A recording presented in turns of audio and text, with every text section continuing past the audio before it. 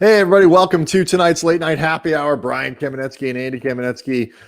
It is, what is it, Wednesday night? I don't know. It is Wednesday night. It is Wednesday night. The Lakers just finished just a gruesome 114-113 win over the Oklahoma City Thunder, again going to overtime, seemingly unnecessarily. We're going to be joined here in just a moment by Kris Johnson, of course, champion UCLA Bruin from the 94-95 national title team. He's going to be joining us in just a second to talk NBA, talk a little bit of college, and kind of just recount some stuff. He had a great career overseas, which is just if you don't know what that life is like for guys who go and do it that way, it's totally fascinating.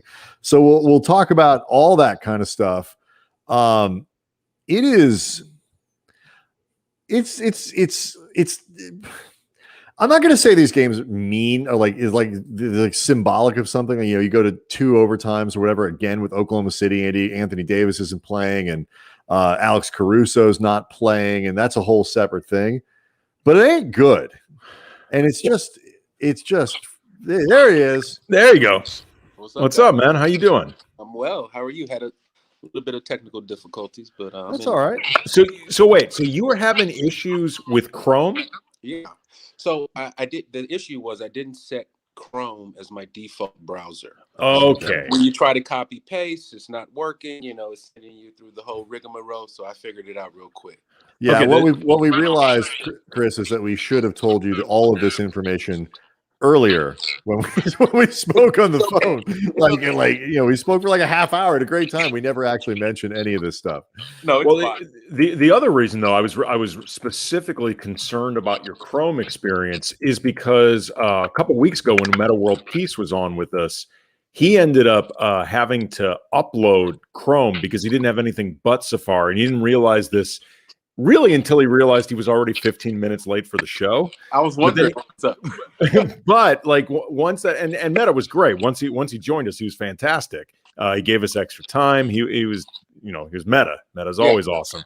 But I was like, oh my God, did it turn out we made now a second person download Chrome, and then in this case it wasn't even necessary. We just had this poor guy taking up space on his laptop. So I'm glad to know that it was just a weird quirk. Man, it happens. I just feel bad because every time we tell, we're all about the same age, the three of us, and every time we tell somebody, hey, you can't use Safari.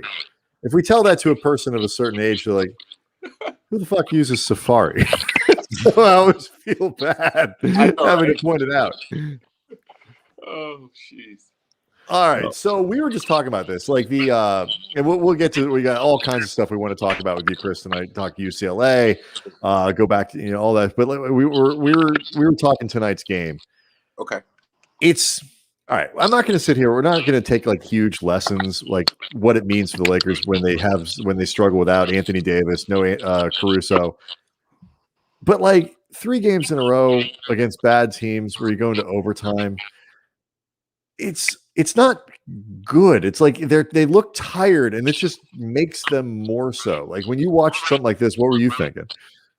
Well, I was actually just thinking to myself, just how they look like shit the whole game, but like most championship teams do, turn it on when it counts. And that's you can say, hey, they're supposed to blow out these bad teams. They're supposed to dominate. We're supposed to look great every game, but I'm into finding different ways to win ugly. To me, that builds character as a crew. You saw Kuz at the end of the game making plays, trying to keep the game alive. Wes Matthews, Montrez. I mean, guys are taking each game, each opportunity on the floor seriously. They have a sense of pride on that Laker team, and so that's kind of what I took out of that. Hey, this is Oklahoma City. We can look like boo-boo, throw it away. I'm going to lose it. Which time, though? You're going to have to be more specific. Was one game more boo-boo-y than the other? Or? Well, I mean, look, AD, Caruso, it's obviously going to disrupt the chemistry, right? Rotational chemistry. And to me, you're at the point of the season where you can disrupt that chemistry and still get a W. Guys are ready to play, step up, fill a role, help you get a win. It's all about getting a win at the end of the day, no matter how pretty or ugly it is, guys. And so that's what I took from it. I can't lament over how bad they look. That's for Vogel, Miles, and all those, and Jason Kidd and all those guys on that staff to do. I'm just glad they got a win. LeBron James, what can you say about that man? I mean, come on. I gotta say, at 36 years old, I was a little bit surprised he didn't take that last shot and just chuck it into the ninth row just so he could go home. Like double overtime against Detroit, another overtime against OKC. I'd have thrown that thing into the 11th row and be like, guys, I need to get some sleep. I'm going home. Yeah, I mean, but LeBron's a competitor, man.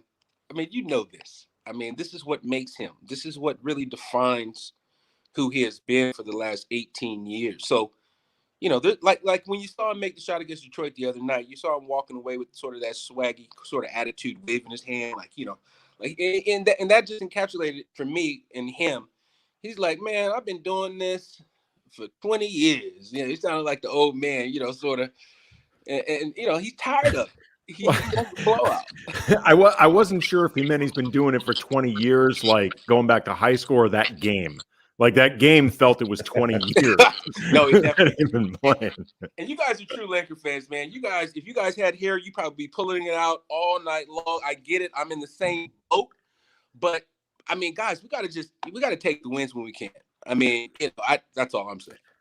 Yeah, I mean, one thing that's really stood out to me the last couple of weeks, and to your point, Chris, I think this gets exacerbated by the absences of AD and Caruso. They look collectively like the short turnaround from the finals to where we are now is actually starting to catch up to them a bit.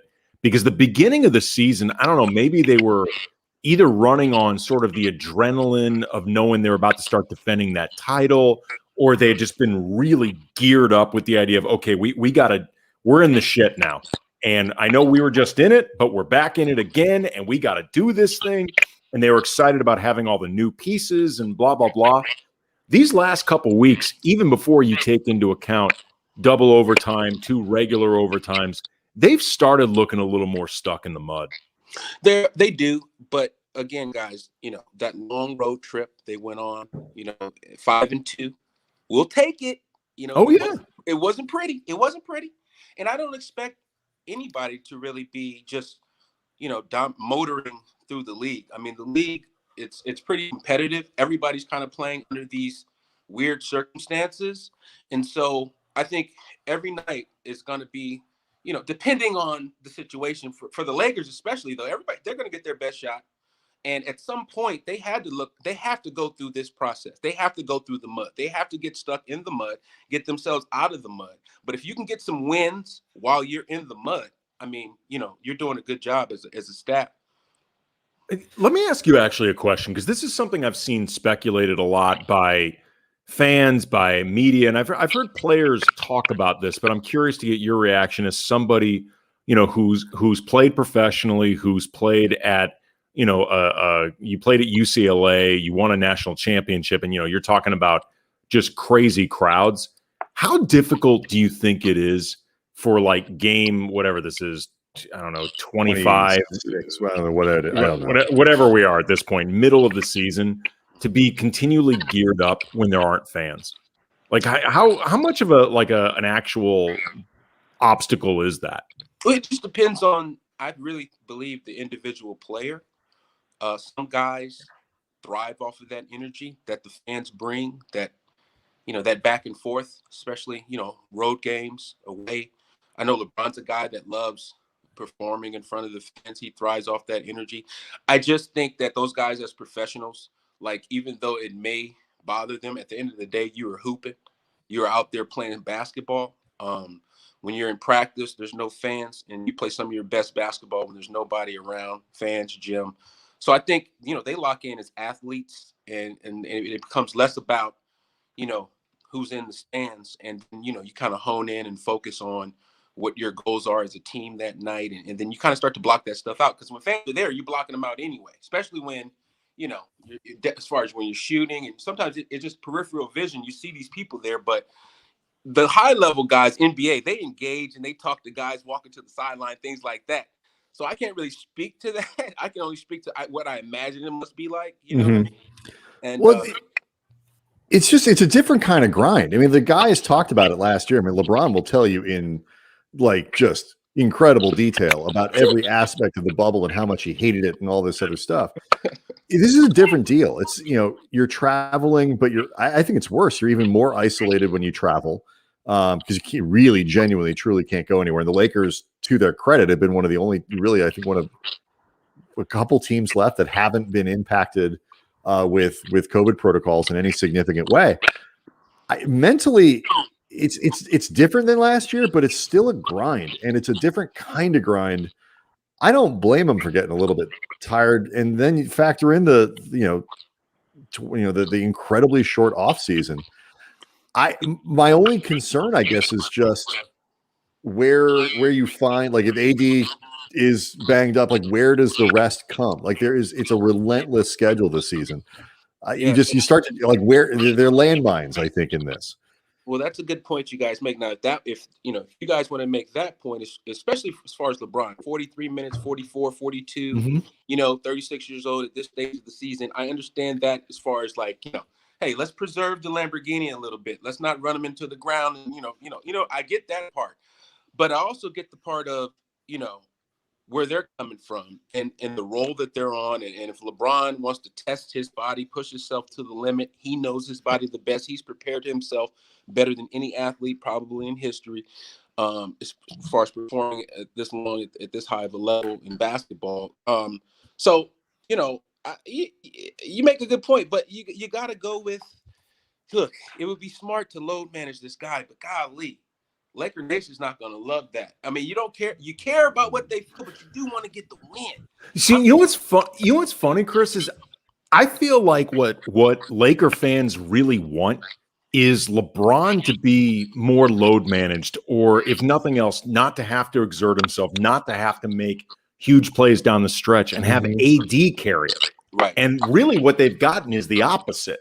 Right. Like, I actually think Laker fans, all things being equal, would prefer LeBron be put on ice and, like, they barely have to use him. Exactly. Unless they have to.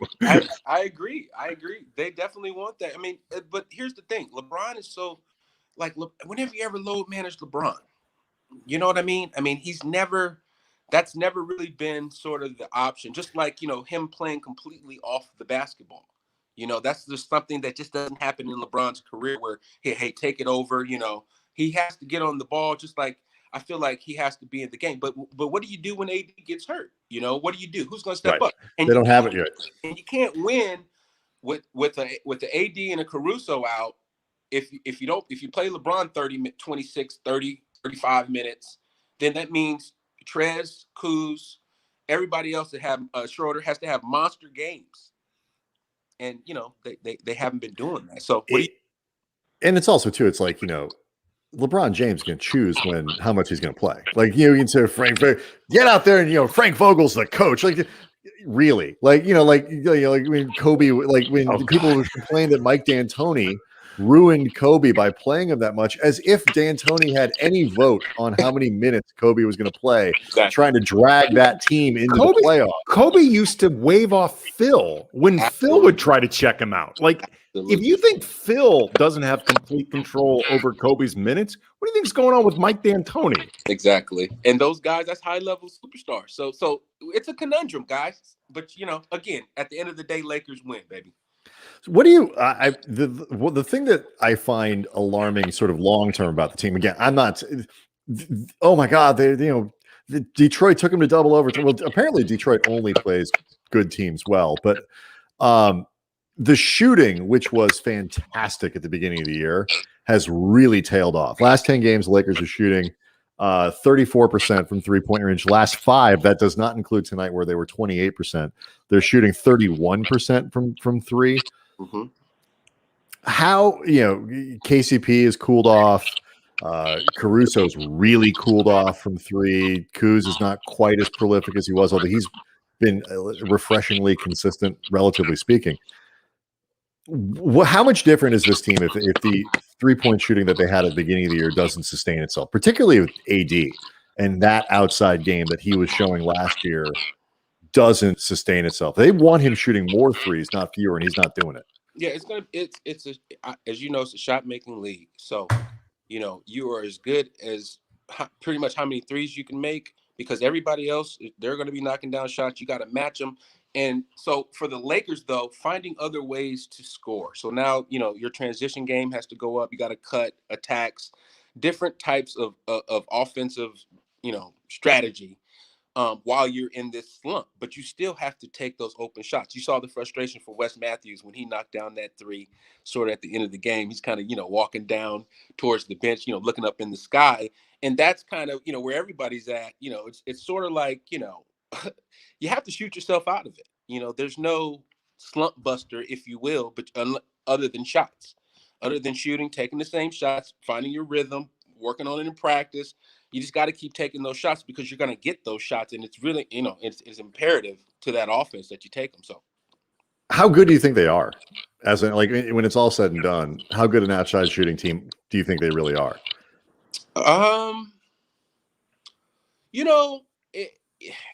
Look, if LeBron's, shooting like he's capable, KCP, AD, and the other guys, it's all gravy, in my opinion. I think that, I don't know what the numbers say, but I think they're good enough. They're the type of team that hit shots, knock down threes when it really counts. I look at that more so like if I looked at the Lakers stats to see what type of threes they're hitting to go ahead, in the last, 5 to 7, 10 minutes of a game, I'm sure that their numbers are a lot better than their overall threes. So that's more would be my concern with a team like the Lakers. When are you knocking down these shots, these threes? When does it matter most? I guess would be because, like, Tonight I would have said first quarter so everybody could go home early. But you know what I mean? Like we tend to focus so much on the last 5 minutes of games, the last 3 minutes of games. But these are all moments building on top of each other. Like, does it matter more how you're doing at the beginning in terms of tone being set, or sort of the foundation you're building for yourself, or what you have to dig out of? Well, some coaches probably place a different value on what matters to them. So I can't, I don't think there's a universal answer. Although end of quarters, that's a very important time. The way you close quarters in the NBA, the way you start quarters, etc. They look at that thing, the end of halves, etc. So I think that those are the times of the game. Like when you start off, again, like to your point about setting the tone, you throw it in the AD first 5 possessions. He gets double 3 of those. You kick it out. You're 2 for 3 from the 3. Sets the tone. Now they're not sending the double as much anymore. Now AD's got more room to work, etc. And then that becomes the dance and the rhythm for offense, defense for a little bit until some other stuff starts to happen. So I mean, I can't. For me, the fourth quarter, when my last 5 minutes, you're knocking down shots, that resonates to me personally the most. I will say, and I'm not saying this to make excuses for the Lakers, because they should have had an easier time against OKC than they did. But it is weird, I think, for teams when they're going up against someone where basically everybody who matter is hurt. Tonight, Shai Gilgeous-Alexander wasn't there. Rubio wasn't playing. I don't blame them if they weren't exactly sure what to do with Kenrich Williams, because I don't know who that guy is. Right. I'm sure a lot of these guys. That little ducktail. What is that? What is that? That is the worst hair in the NBA. It's an afro mullet. It's an afro mullet. I don't know what that thing was. That is the worst looking hair I have seen in a long time. But no, to your point, look, when you prepare for a certain guy, a guy's tendencies, how a team plays with their main guys. Their main guys are out. Obviously, then the younger guys kind of come in with some fresh legs and some new balled up sort of energy. I mean, that Lou Gent's Dort is just, man, he's a monster out there. So when these guys come in the game, some of these guys haven't played. They're hungry, they're thirsty, they want to get buckets, and they're going at the LeBrons, they're going at everybody. So that part of it, I can't blame the Lakers. But as a pro, and when you have goals and a standard of basketball that you set out to maintain throughout the course of a season, you got to step up and you got to dominate. So that's hearing from Southern Royalty 7 on Texas. the chat. Learn about Texas, boys. That's a Texas haircut with regards to Kendrick Williams. Again, I don't know anything about him. I just looked him up. He is from Waco, played at TCU. That might just be the explanation. They different down in Texas, man. That is a scathing indictment of Texas, by the way. Which, I mean, as far as I'm concerned, a state that doesn't even need scathing indictments. I mean, that is to form my opinion. As a ball player, like you walk out on the floor and you see that, like that's got to be distracting. Well, you laugh, right? You chuckle to yourself. You start, you might want to, on the free throw line at some point in the game when you get next to him, you might want to be like, hey, man, where you get that haircut, man? What the hell is that? You might say something to him. I just feel like it's disrespect because he has a full, rich head of hair. Yes. Like Kendrick Williams is not short on hair. It's not like he's doing like some sort of weird comb over to like the mullet covers something up. He's pulling it forward. Like that is disrespectful. That new era NBA flavor, man. I don't know. I feel like he was like trolling me. Like that is disrespectful to do that to your hair when you have it. Yeah, I'm not buying that. Again, like I'm not as familiar with him as I should have been. So tonight was like a real eye opener. Like that, like both, I guess his potential as a player and good for him because he had a terrific game. But it was also a real eye opener of like you need to have like a heart to heart with your barber. Like you guys need to have like a come to Jesus moment. And maybe that means finding a new one. Like, I don't know. Like something needs to be fixed. Or if it's your barber, he needs to have a come to Jesus moment with you. Like if that's what you ask for when you go in there. Hey, maybe that gives him strength. That's his source of strength, like Samson or something like that. I don't think it's worth it. You know what? I would take just bouncing around the league as opposed to establishing myself if that's the price I have to pay. No, I'd take that haircut. Yeah, me too. Give me that. For like a 7-year career, what I'd bank with it. The worst thing is every picture's got me with that haircut, but I mean, I'm set for life. Picture. You are in the picture with the jersey on. Okay, that is true. That's right. That is true. I should think this through more. Like, who am I kidding? I would take the hair and the money. I mean, I'm working with this, and I'm not making jack off. Exactly. So I might as well just take the money. Exactly. So we were talking earlier before the show, just getting to know you a bit. And we were talking a bit about your high school background.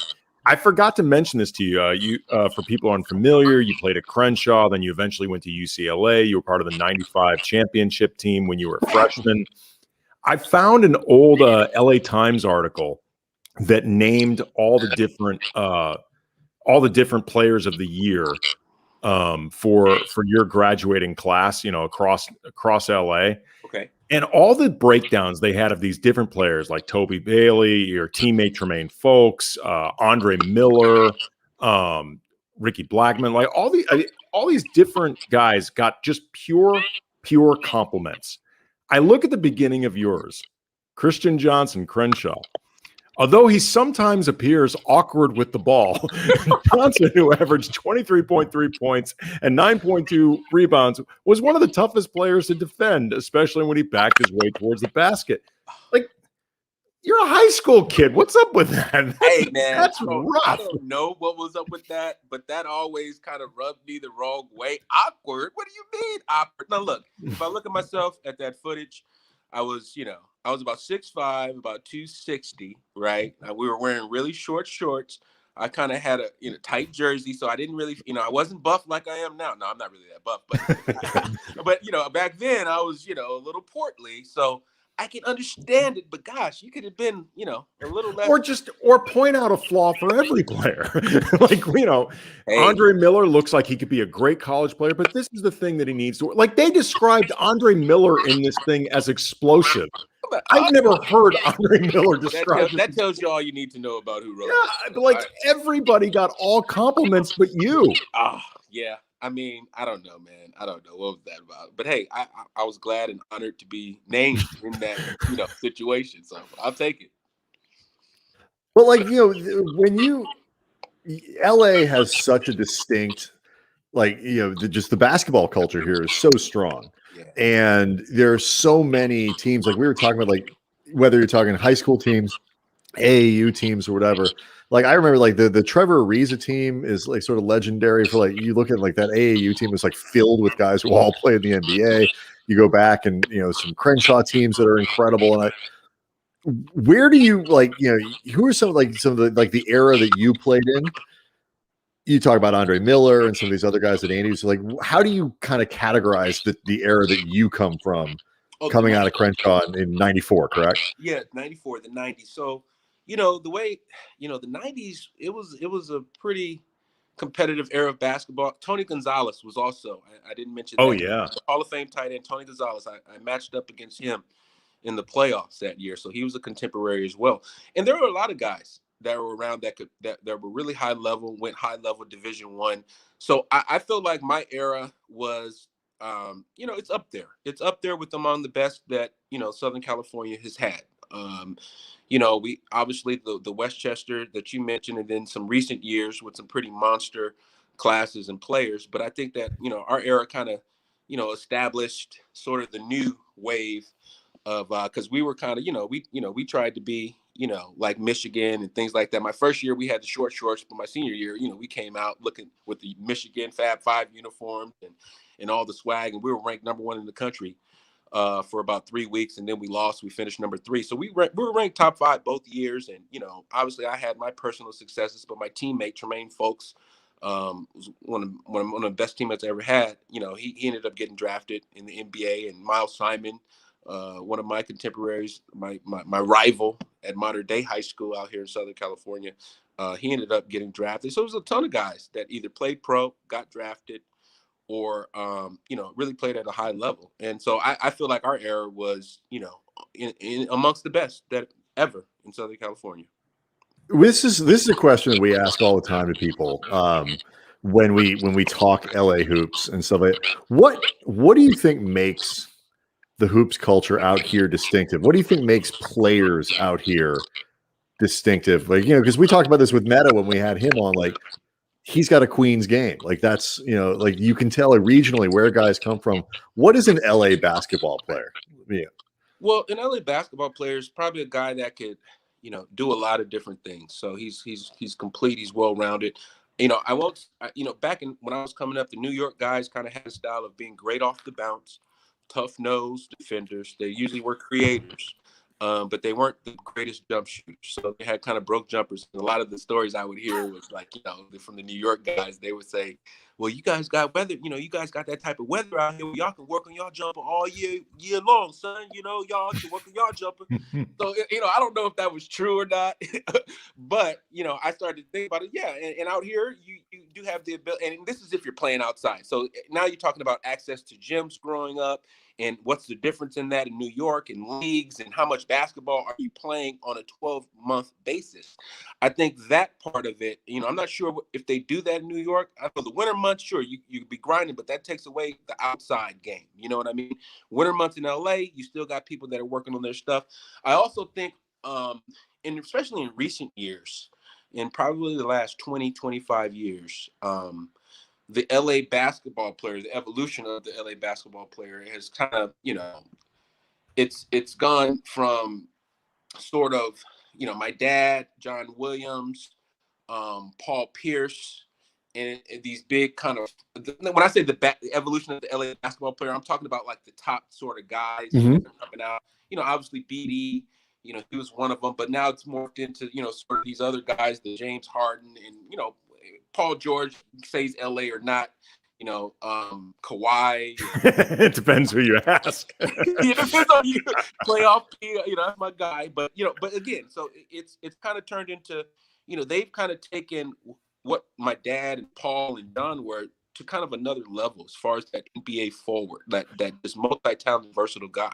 Well, it's interesting you say that, because Brian and I have actually, we've been, as he said before, like really fascinated by just LA basketball culture, but also this could be the bias of us living here a long time, but I think LA has become the basketball epicenter of this country. Like in a way, 30 or 40 years ago, it was New York. Like, it definitely was. But if you look at the region that's creating the most pros, like it's LA. If you look at just the talent that's coming out, really anywhere across this country. And then, you combine the fact that the Lakers are the Lakers, the Clippers, the last, 15 or so years have started to become they've started to become a more credible team. UCLA, it doesn't matter where they are as far as the program itself. It's still going to be a thing because it's UCLA. The Sparks are one of the iconic franchises in the WNBA. You put all of that together, and I really do feel like Los Angeles, our own biases aside, it's really now the city that matters the most in this country when it comes to basketball. Definitely. It's definitely where all the action is happening, especially in the NBA offseason. And the last Rico Hines, the assistant coach for the Sacramento Kings, he organized a run, a summertime sort of workout run, sort of training camp scenario, pseudo training camp situations up at the men's gym at UCLA for about the last decade or so. And all the pros, from LeBron to KD to James Harden to Kyrie, have all came through, all spent some time here. And, players know this. And so everybody flocks here, all the overseas guys, it becomes a whole, just everybody descends on LA in the summertime. And that trickles down throughout the culture on all levels. Well, I mean, you got more guys too, just living here in the off season. Like, they're all here. Like, whereas, those UCLA closed gym runs, they've always been like a thing of legend. But it feels like there's more games and outlets for these guys now. And also with the money that's gone up in the NBA, like there's more opportunity to have multiple homes. Like, because remember, I know exactly what you're going to say. It's my favorite story of all time. When Garnett was rumored to be coming to the Lakers, remember, one of the big things was, he's got a house in Malibu. He must want to be a Laker. And look, in fairness, he did actually want to be a Laker. Sure. But the big tip-off about Garnett having a house in Malibu was he's really rich. Yeah, that's actually what it really meant. Whether he wanted to be a Laker, Lakers could have been a dumpster fire. He still would have had that house, right? Because it's Malibu, and Garnett at the time, I think, might have been the highest paid player in the league. Yeah. So and the mid-level money now puts players at a place now where you want to rent a condo for year round. I'm a 24-year-old, 25-year-old, 26-year-old, single athlete, professional athlete with millions of dollars in the bank, or can afford whatever I want. Damn right, I'm going to have a house in LA. I don't care if it's not the epicenter of basketball in the off season. No, I want a house in Los Angeles or a great condo or something that is good for you, professionally, even better. But you're right. When you talk about that trickle down, though, with all the guys being here in the off season and playing in those games and stuff like that, where does that reach? Why is that so important? So now you get the youth involved. They get to see these guys. They get to maybe meet them, see them play, and these experiences are some of the most valuable experiences that you can have as a young man. So I think that. And then the trickle down happens not only just in LA, and this is a point I wanted to bring up too, and why it seemed like LA, and I think we should really modify that to Southern California, is that Orange County and the IE have gotten exponentially better. Yeah. From the AAU level all the way up to the pro level as far as talent that they're producing, the type of player. So, you got guys coming out there that now some of us, that people do claim to be LA, but I think it's more of a Southern California deal. San Diego has some really solid. Jared Dudley is one of those guys that came out of there. There's other guys that are, that have those roots down there. I just think that, the ability to go drive somewhere to a gym, see some pros, meet some pros, that just, what that does for you as a youth, it just kind of, it turns you out. And then, these guys also, they're not just coming to LA just to vacation, just chill. They're doing things out here in the community. They're showing up at tournaments. I see these guys, they'll show up at a tournament. Shoot, I did an event last winter at Bishop Montgomery High School, and KD came through. So, KD shows up. He wanted to see Josh Christopher, a kid out of Mayfair, who's at Arizona State now, play against another kid at Long Beach Poly, but he shows up to the game. And so when you have guys, and that's because he's in LA, and that doesn't happen if you're not out here hanging out, chilling. These type of things happen more often than you realize. And I think the effect on just the morale and esteem of the basketball culture on all levels is just through the roof. I mean, you're a kid knowing that, you know, KD is just like 3 feet away from you, and you're from LA. You're like, man, I love LA. You know what I mean? You're like, wow. And so you just and you're just it's inspiring, guys. I mean, we can't take, you know, it's inspiring. I'm just be blunt. Well, remember too, like that period with the NBA lockout, everybody in the NBA descended to LA because they were all getting their offseason workouts here. Everybody was playing in the Drew. Yeah. And like that summer to me really felt like a moment in LA basketball culture. And like a solidification of a shift that was happening. Absolutely. Because you really saw a lot of players a lot of the meetings were happening in LA, you know, some on the East Coast, but some out here as well, like the Players Association meetings. So these guys were here a lot anyway, and then they were entrenching themselves in places like the Drew League that have been a part of LA basketball culture for a long time. But then all of a sudden, everybody's becoming aware of it. Absolutely, definitely a defining moment. My brother Josiah actually shot a lot of footage that summer up at the Drew League. I mean, he was there with Kobe, played against James Harden and hit the game winner. That summer was one of the most incredible summers of basketball. Because I was in New York, and so I was hanging out around the St. John's program. Steve Lavin was the head coach, so I was out there. But I was, obviously I was working out guys, Mo Harkless, Charlie Villanueva. This is when Mo was a freshman at St. John's. So I was plugged into the basketball scene in New York. And it was crazy live out there. Everybody was trying to get a run. Nobody, because the season was over. The meetings were taking place. And then I'm talking to people in LA. I'm seeing what's going on out there. And it's the same type of energy. And I'm like, man, what is going on right now? And I'm hearing about all the guys showing up at the runs and this and that. I'm like, man, this is LA right now. So it was definitely a highlight in the club. I want to ask you to talk a little bit about UCLA here because, and I think this is relevant to the conversation we were having with the Lakers before, because we sit here and try, especially the expectations are so high, you try to micro analyze everything. What could be the little thing that makes a difference? You guys won that title, and I always forget the Tyus Edney play, the famous play against Mizzou, which by the way was the team that I was rooting for as a kid because we grew up in St. Louis. So that just crushed my heart. That was the second round. That was not late in the tournament. It wasn't like the semifinal. That was early in the tournament. And, that play, you guys don't win that game. The whole thing, the whole trajectory of UCLA basketball changes forever. How thin are the margins? When you have a team that can win, that should win, and maybe even a little bit better, but how thin are the margins that we're talking about here, both with you guys and then kind of apply that outward? Incredibly thin. I mean, when you are in a position to win a championship, you as a team have to operate, the right way, not only on the floor. So you don't just have to be in unison on the court. You got to operate the right way off the court. And just a little insight on the Missouri game. I think we were up late. I think we were up late the night before, all just kind of talking. We had a conversation that ran a little long. It was pure innocence, no drinking, no hanging out, nothing like that. Pure, guys, Ed, all of us in a room, 2-3 in the morning. The trainer has to tell us that, hey, guys, go to bed. What are you doing up? Hey, man, we're just, vibing.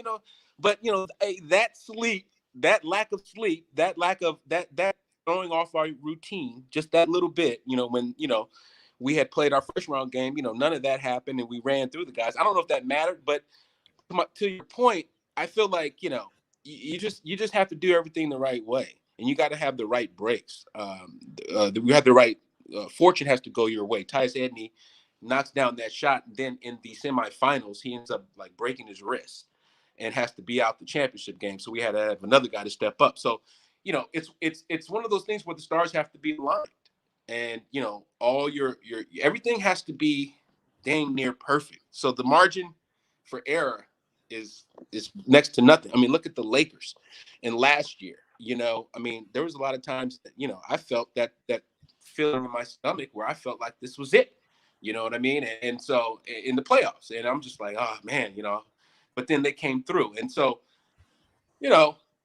that's kind of my take on it. I'm sure people look at things differently or whatever, but I just, from my experience, especially at UCLA, I just noticed how, and then taking my first year, which is my freshman year, and comparing it to other years in which I didn't operate or we didn't operate the same way, you can see the difference in how that type of stuff really matters. Because you guys were still good. I mean, your teams were always, top, what was the worst team you were on? Like 15th, 16th ranked in the country, but that's not one. It's hard. No, it ain't. So it's hard. It's hard to win it, man. That's why for a program like a UCLA that won 10 in 11 years. Shoot, we've only won one in the last 40-something years, and that's for perspective, So, how hard is that for you to watch right now? Well, you know what? UCLA provides such a source of like light and joy for me that I view it through a lens that's not really, I don't look at it as hard to watch. I love just, the optimism of what could happen this year. That's kind of how I view the Bruins. And, every year I kind of, I get behind them, I cheer for them. I try to support them to the best of my ability. I love, some of their players, the young players, the toughness, the head coach, Mick Cronin, he's come in and done a heck of a job of restoring some of our UCLA culture back. And just the way the guys play makes you proud, win or lose, because they compete, for 40 minutes. They're going to leave it all on the floor. And that's all you can ask for as an alum. Okay, go ahead, Andy. Really quick. I want three-teamer on the chat board has a question for you. Kris, what are your thoughts on Cronin? Many, like myself, thought Earl Watson should have been hired. What specifically do you like about Mick Cronin? Well, I like Mick Cronin's toughness and his approach and in the way he coaches. He coaches you up. He coaches you hard. My theory is that, if you're any kind of player, if you're worth your salt as a player, you can take being coached up hard and respond. And Mick Cronin he's reestablished sort of that Ben Howland era defensive mentality, defensive intensity. You can see it on the way they show on screens and talking on picks and diving on the floor and throwing their body around to block out. You can see the toughness is back in the program. And I love that sort of that Michigan State kind of mentality back. Tom Izzo, when he breaks out the football pass, they brought some of that back to UCLA. He breaks out football pass in practice, man. Tom Izzo. But they brought some of that. Mick Cronin's brought some of that back to UCLA. And it makes you proud as an alum because they're competing. And so when you compete and you play that style, you're going to be in games, whether you like it or not. And so that makes you feel good. I mean, they got blown out the other day versus USC, but they're missing some guys and the injuries, and sometimes you just can't, you can't overcome that.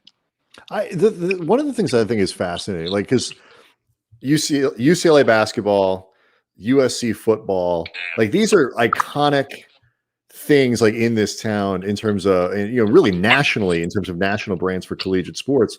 But collegiate sports are so different now than they used to be. Like, I think about how my kids take in sports and the way they do it. It's personality driven, it's highlight driven, it's all this stuff. And none of that plays, I think, well for college sports. No, it doesn't. How do you restore, do you think, college sports to the kind of relevance that they had like nationally, where your teams aren't sort of regionally interesting or whatever, but like people really care nationally about what happens with some of these teams? Because it feels very different to me. Yeah.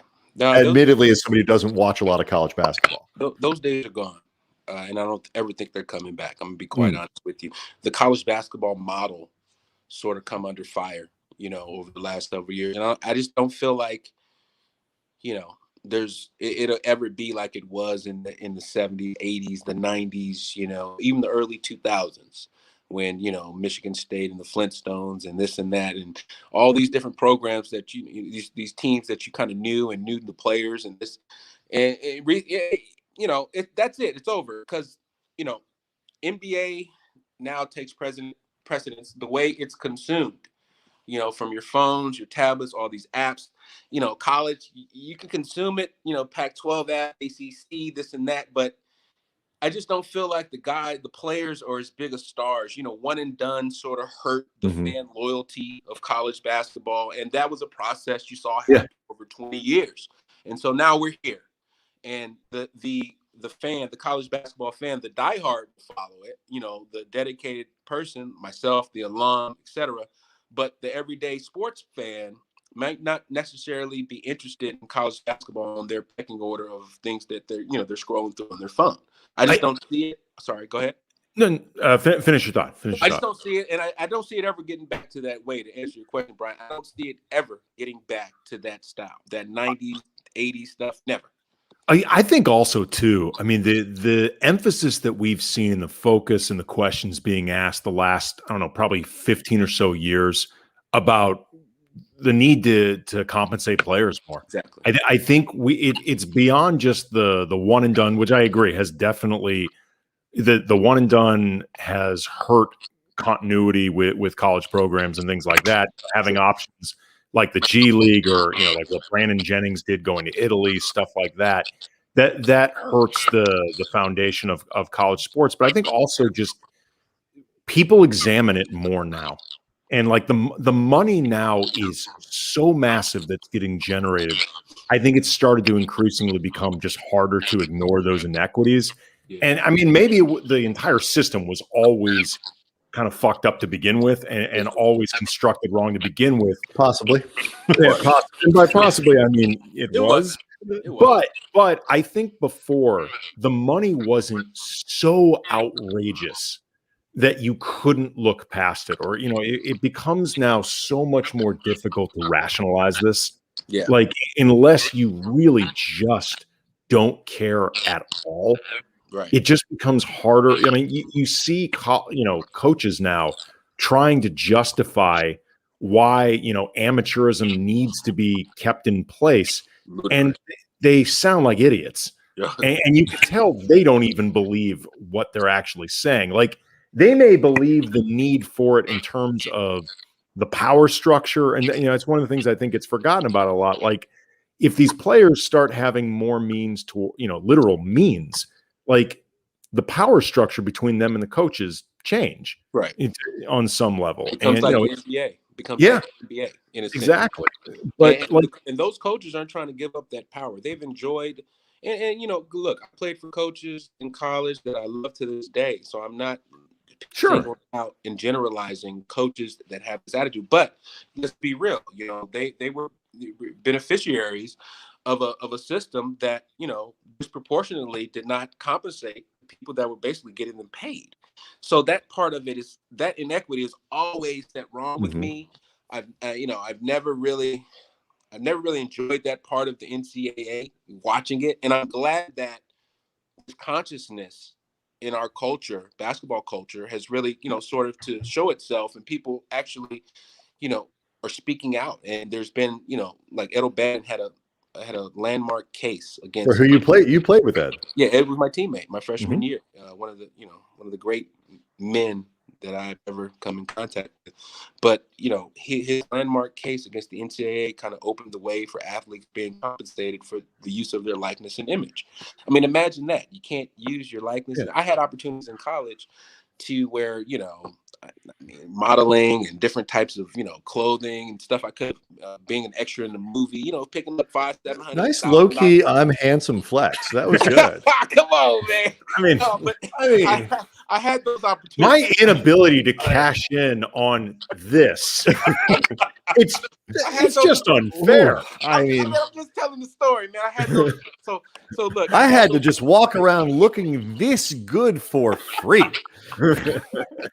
Oh my! Like I wasn't trying to say it like that, but again, I had to turn down that stuff, man. And I need, you could use that money, so it resonates with me. My son's actually a current student athlete playing at the University of Oregon, but he's a walk-on there. So, his situation is a little different, but it was still all the same. His experience is still sort of the same. He's been going through some stuff up there at Oregon and just adjusting to all this COVID stuff. Not to get off topic, but again, so I say that just so you guys get that. I'm not like hating on the NCAA, but what's fair is fair. You know what I mean, guys? What's fair is fair, and enough is enough.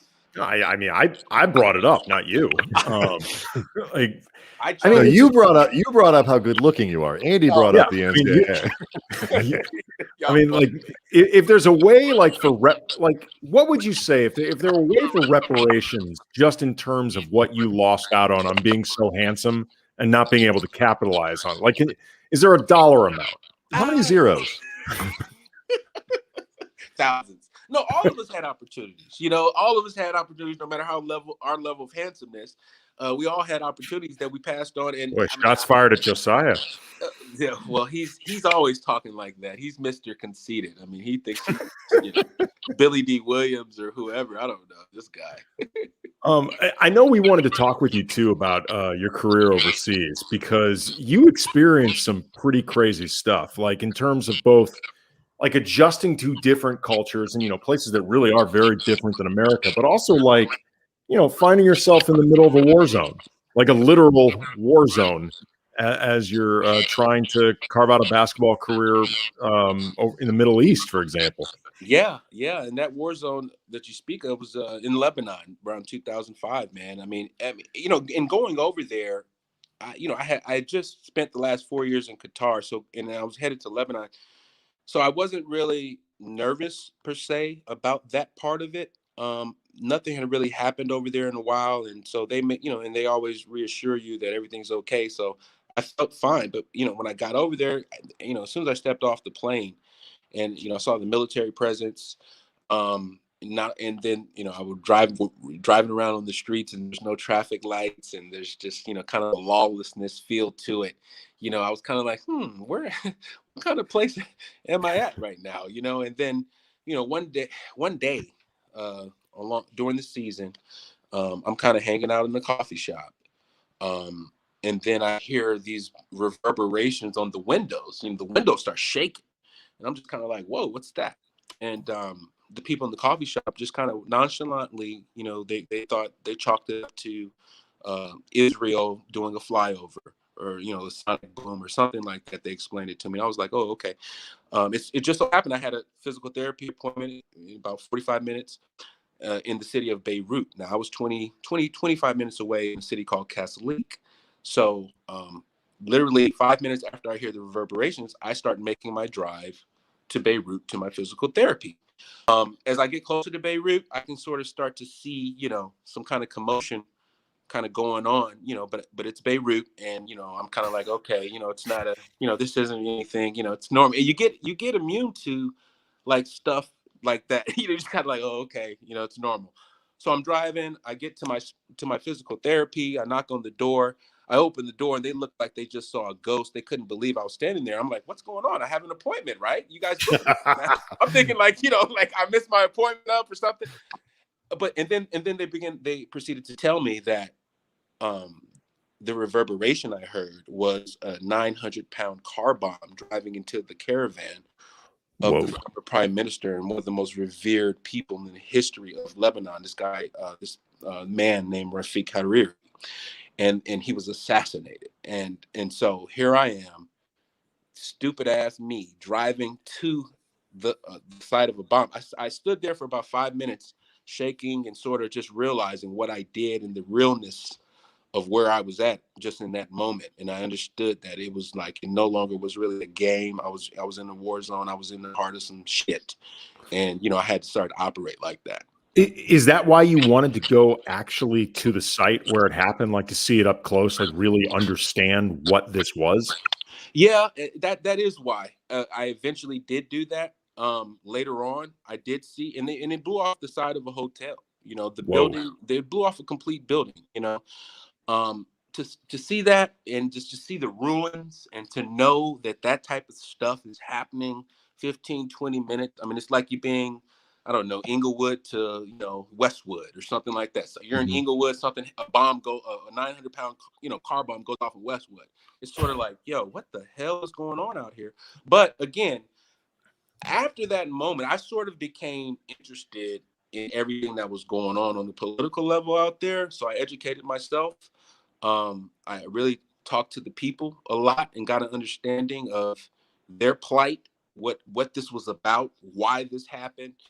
And it was really, really an interesting, and it was a heart-wrenching sort of story that I kind of, gravitated to.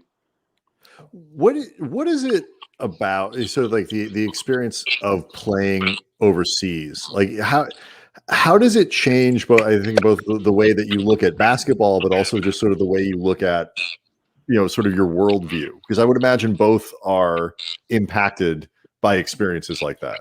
Yeah, great question. As far as basketball is concerned, it opens your eyes to the power of the game and how far the game reaches, and how you're just a small part of this bigger purpose of basketball.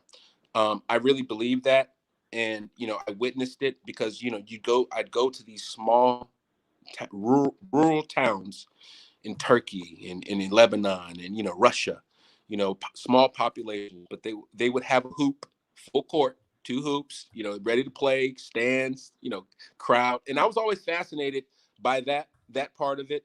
I think as far as the adjustment from a cultural side of things, it just depends on the country you go to, the team that you play for.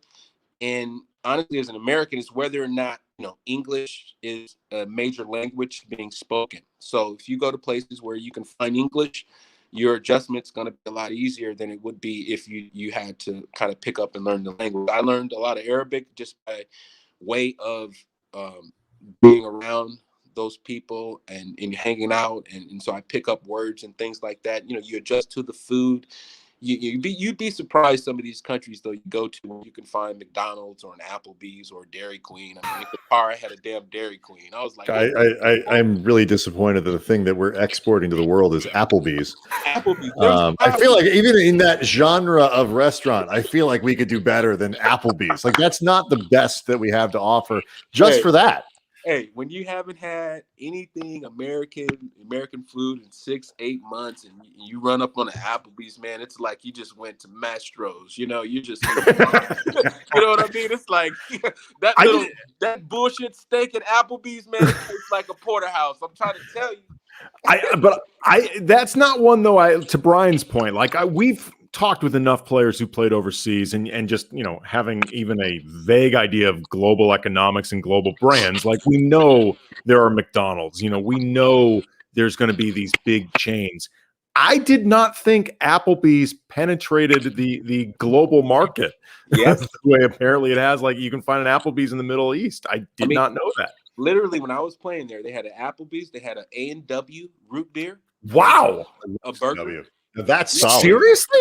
It was ludicrous. I couldn't believe it. I don't even know where an A&W is here. I don't think there are anymore. Look, I went to Malaysia for one time for like a big tournament championship, and I'm looking for some food. Malaysia, they don't got nothing, right? So I go to the mall. I'm just like, I'll just go see what's up in the mall. They have a Kenny Rogers chicken. Kenny Rogers chicken. Seriously? Literally good baked rotisserie, mashed potatoes. I'm like, I'm in Malaysia. And I just got some Kenny. I couldn't believe it, man. I couldn't believe it. But how experimental were you with food? This is always something I'm interested in. Oh, I went all the way in. I wanted to try everything that the natives were trying or whatever the dish was. So, I mean, in all the countries, I was in Qatar, and they were eating like goat or something. They cook a whole big goat and they put rice in it, and then they put it out on like a big old like blanket, if you will, and like sit there with a bunch of dudes, and you like ripping off pieces of goat and like eating it with the rice. Oh, that sounds really good. That sounds really good. That sounds really good. And then they bring you like orange or strawberry sodas, and so you're just like drinking. Yeah. That's really what I said. No, that's what I did. I'm like, what the? They bringing me soda.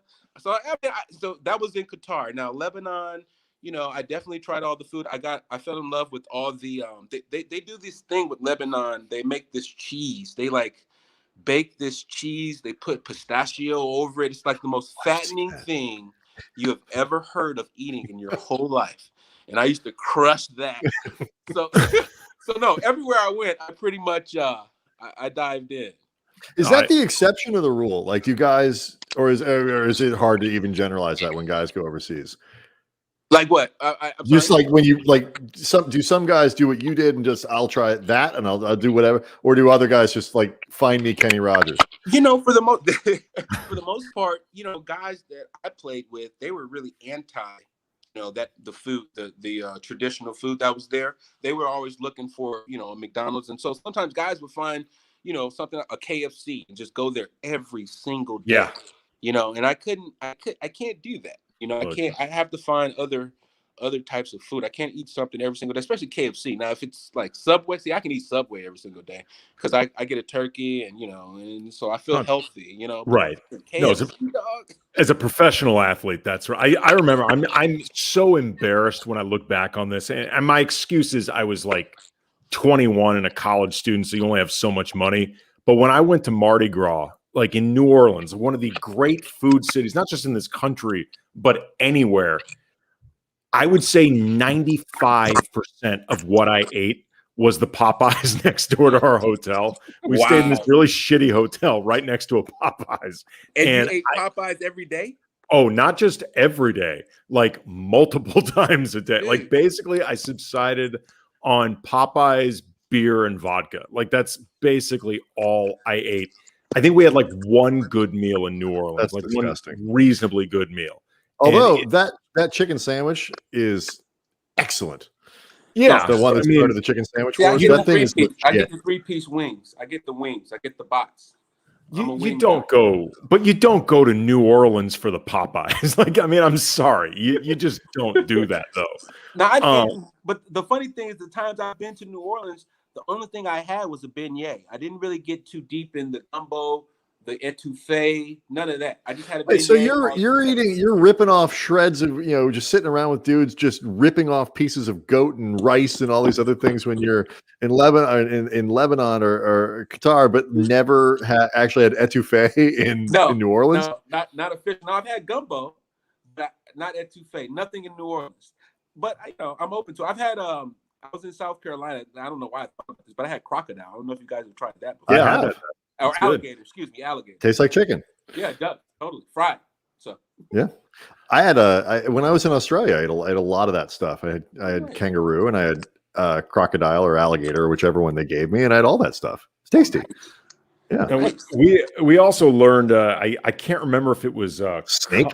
If it was Qatar, Lebanon, you had a bit of a side gig, a little bit of a side business. Yeah. Well, see, you're going to bring this one up. Hold on. Of course we are. Let me make sure my phone is situated correctly. Okay, I was going to say, that ain't it.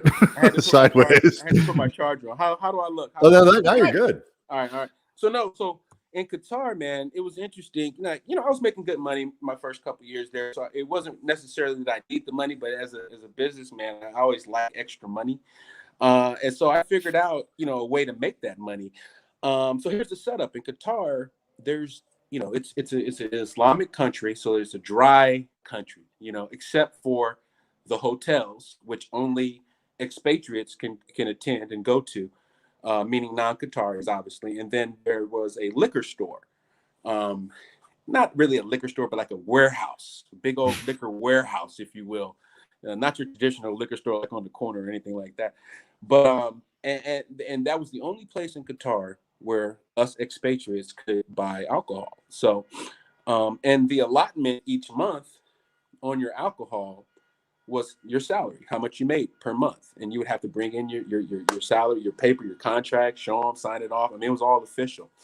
So once I figured out that I was unique in the size of my alcohol license, I was unique. Everybody didn't have that type of license. Everybody, couldn't buy that much quantity. Everybody didn't have access. And once I figured that part out, I started to make a little extra cash selling alcohol. And now, I had a variety, a wide, diverse clientele base, but it was something that was lucrative. And, I don't feel anything about it. We had a good time. It was safe. I mean, it was all good. I made some cash. No, how does this transaction go down? Like, do you have to worry about selling to a cop? I mean, like, how does this work? Well. So the thing about the thing in Qatar, man, it's so crazy, and I hope my guys don't kill me for this. But all the cops, all the military were like I had teammates that were cops, military. So and I kind of had a little reputation. They knew me. I led the country to the first championship they ever had. So it was like a whole thing. So I was good. I didn't have to worry about that. And so, hey, and it was simple, man. Come through, and back then, what did I have? Johnny Walker, Nice. like blue label, red label, Jack Daniels was, you can mark it up a little bit for the Jack, anything, like that, a little bit. And then they beer wasn't big on the agenda. It was all whiskey. But beer is not an efficient thing to be carrying around either. Like, you want to be like, not at all. Small bottles, you can stack more of them inside your trench coat when you open it up and be like, yeah, what do you beer's want? not the move. Beer's not the move. Yeah. What did you? I'm just curious. What did you find you could do the biggest markup on? Like that people are like, oh shit, you have that? Believe it or not, I think it was some Jim Beam. Jim Beam, dude. These are the same people who opened an Applebee's. It was so off brand in Qatar, meaning just the way what we think as quality and this and that. They kind of weren't on that. They were like to them Jim Beam or like the basic level J&B Scotch. Right? Wow. Like they were going crazy over that. It was a niche. It was like a niche for them. I don't know. It was weird. That's funny. Yeah. But again, so's Applebee's. See, that's what I mean. Though. Applebee's, Jim Beam. It was like, what the fuck?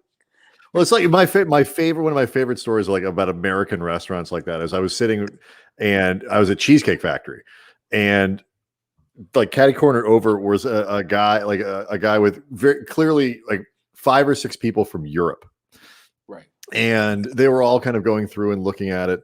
And like, well, maybe we'll order this and this. And the guy tried to explain, like, no, we don't need all that food. Like, we can order like 2 things and share for all of us. Like the concept of just how absurdly large the portions are at Cheesecake Factory. I was like, that's America right there. Just I love wild, unnecessary excess with food. I'm okay with that. I'm a big guy. I'm okay with that. I'm not gonna lie. Like we'll sometimes do, we pick Maggiano's because they give you way too much to eat at once, and then they like, hey, what do you want to take home? They give you a thing to take home. That's it's like, bang for your buck. Exactly. Oh man, I mean, like that place in Buca di Beppo, you could live off a week just from your leftovers. Yeah, I went to Buca the first time like 3 years ago. I didn't even know about it. I was like, yo, this is the spot. They must feel though threatened by Maggiano's, because like for a while Buca di Beppo was like the only place you could go to that had that type of excess. Yeah. And all of a sudden Maggiano's, like they've got this deal where you go there and like you can literally. That's what I just said. That's what I was talking about. The order and they give you a pasta to take home. Right. That's what I'm saying. Like they got this deal that like it feels to me like shots fired at Buca di Beppo. That's wild. Yeah, it's a lot of food. It really is. It's kind of insane. America. Last thing I want to ask you is like you got people to pay you to play basketball, and I always as people who cover the league and we always like to tell people like people say like, oh, that guy sucks, like this guy did that, look at guys in the G League, like these guys are scrubs, like the 15th guy on a G League roster could show up drunk to your pickup game and throttle every single player on that floor without trying. Like, you played at UCLA, you played professionally, physically though, the thing that here's where I'm going with this.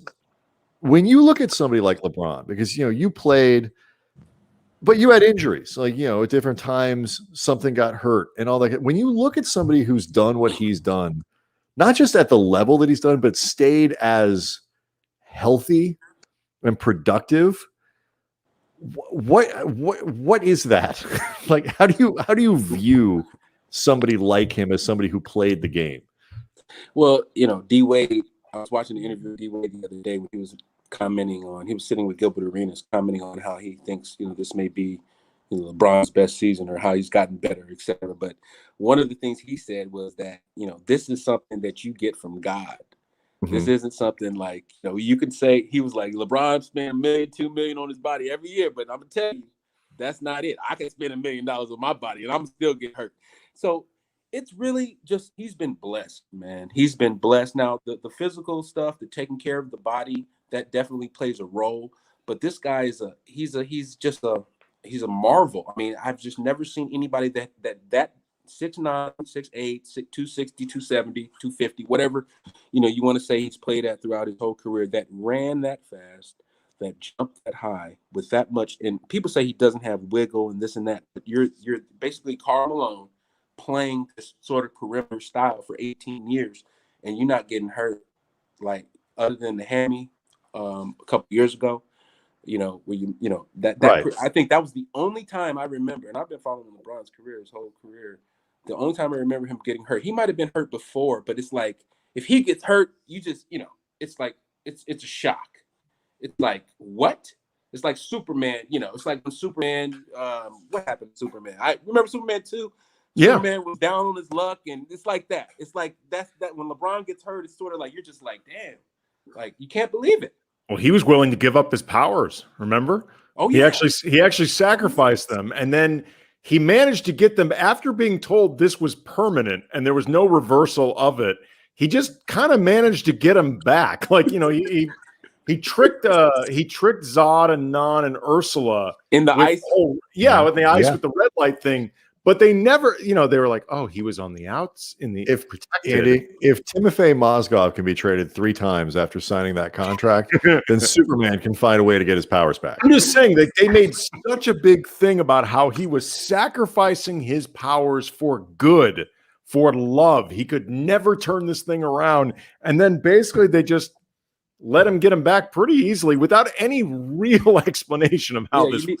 You needed a couple more movies, man. So I don't blame you. It's still the best Superman. Oh, it is the best. But no question. And the I know you guys have heard this. That guy reminds me. That one guy reminds me of who's the guy that used to play at Minnesota, Petrovic. Oh yeah, the big what was the big guy? Yeah, Non. His name is Non. Non, yeah.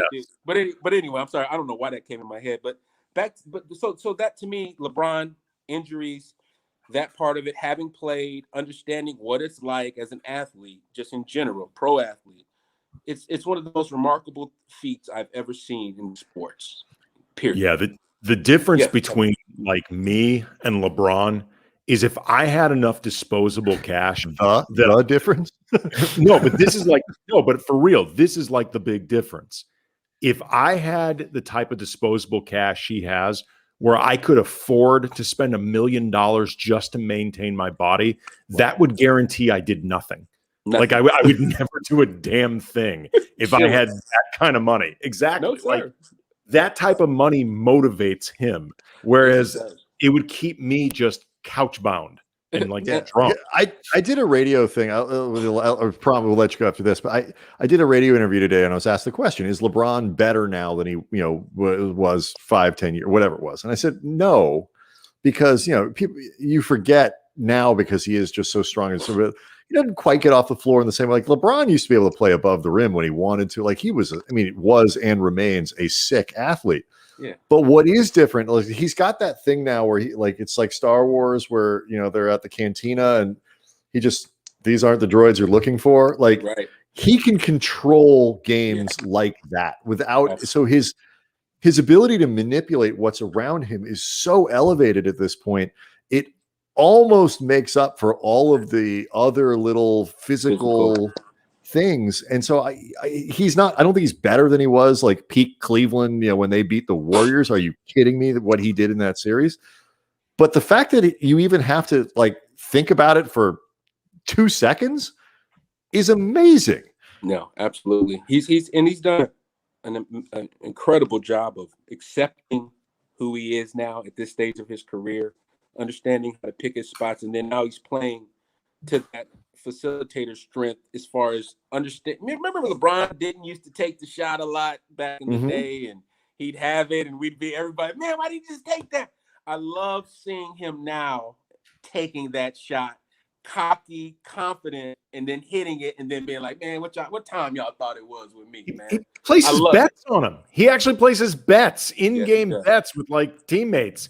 Hey, this corner three, it's going in. I mean, like that's confident, man. He's Yeah, also like, rich.